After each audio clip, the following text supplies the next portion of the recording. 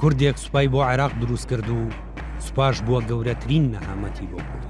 پاش دروستبوونی یەکەم حکومەتی عێراقی لە 1920دا جعفەر عەسکەری کە کوردێکی خەڵکی گوندی عەسکەری نزیک چەمچەماڵ بوو بووە وەزیری بەرگری و لە 6 کانونی دووەمی 1921دا بڕیاری دروستکردنی سوپای عێراقی.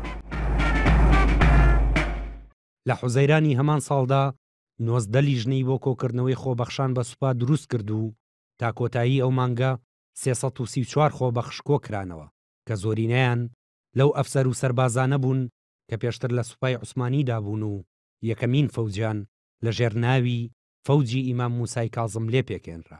پاشان فیرقەی یەکی پیادە لە دیوانیە و فیرقەی دووی پیادە لە کەرکووک دروستکران.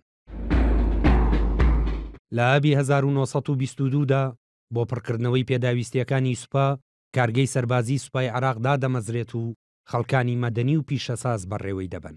ساڵی 1924ش کۆلێجی سەربازی دامەزرێنرا. لە 1931دا هێزی ئاسمانی دروست دەکرێت و لە 1937دا هێزی دەریایی پێک دەێنرێت. دواتر هەمویان پێکەوە لە ژێرناوی هێزە چەکدارەکانی عێراقدا کۆکرانەوە. بۆ یەکەم جار بە سەرۆکایەتی بەرکر سدقی لە ساڵی 1936دا سوپا کودەتای کرد و حکومەتێکی نوێی بە سەرۆکایەتی حکمەت سلێمان پێکهێنا. ساڵی 1941 سوپا یەکەم شەڕی دژی ئینتیدابی بەریتانی کرد و ساڵی 1948ش بەشداری شەڕی دژی ئیسرائیلی کرد.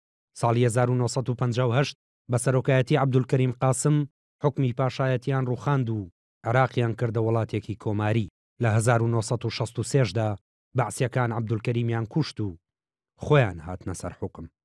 هەتا کودەتای بەعسیەکان چوونە ناو سوپا خۆبەخشانە بوو. فەرماندەی گشتی هێزە چەکدارەکانیش سەرۆک وەزیران بوو. بەڵام ئەوان گۆڕیان بۆ شێوازی تەجنیدکردن و سەرۆک کۆمار بۆ فەرماندەی گشتی و هەتا ساڵی 2003 و ڕووخانی ڕژێمەکەیان بەو جۆرە مایەوە.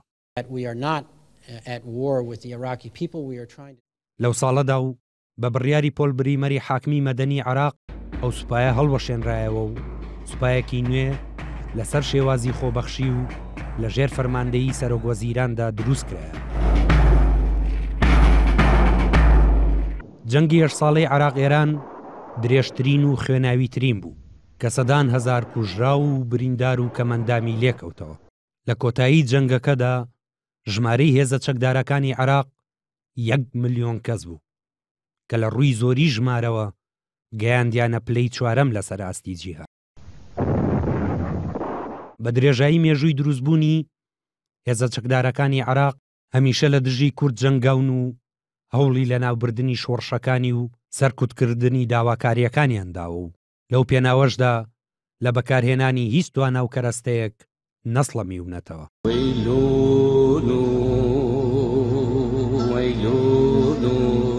تەنانەت لە چەکی کۆکوژ و قەدەغەکراوی کیمیاویش کە ساڵی 1970 دژی هەڵەبجە و بالیسان و ناوچەکانی تر بەکاریان هێنا.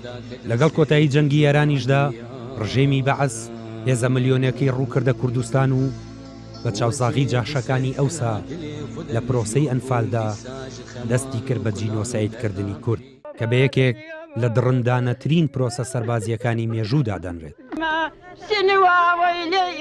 بە چەند ساڵێکی کەم دوای دروستبوونەوەی هێزە چەکدارەکانی عێراق لە ساڵی 2003دا دووبارە بوونەوە مایی هەڕەشە و مەترسی بۆ سەرکورد، بە تایبەتی لە ناوچەجێ ناکۆکەکاندا کە هێندەی نەمابوو لەگەڵ پێشمەرگەدا ڕوبەڕووبوونەوەی ڕاستەوخۆ دروست بێت. بەڵام هاتنی داعش و ئەو شکستەی سوپا لە پاراستنی شارەکاندا هێنایی ئاراستەی تفەنگەکانی گۆڕی. دروستبوونی حەشدی شەعبی و بڕیاری پەرلەمان بۆی ببێتە بەشێک لە هێزە چەکدارەکانی عێراق و هەڕەشە ئاشکراکانی هەندێک لە سەرکردەکانیان بۆ سەر کورد و پێکدادانەکانیان لەگەڵ هێزی پێشمەرگە لە دۆزخورمات و نوێکردنەوەی گومانی کووردە بەرامبەر هەموو چەکدارێکی عێراقی. هێزە چەکدارەکانی عێراق لە ڕابردوودا داپڵۆسێنەر و لە ئێستا و داهاتووشدا مەترسیەکی بەردەوامن بۆ سەر کورد. نامۆ سەربەست NRT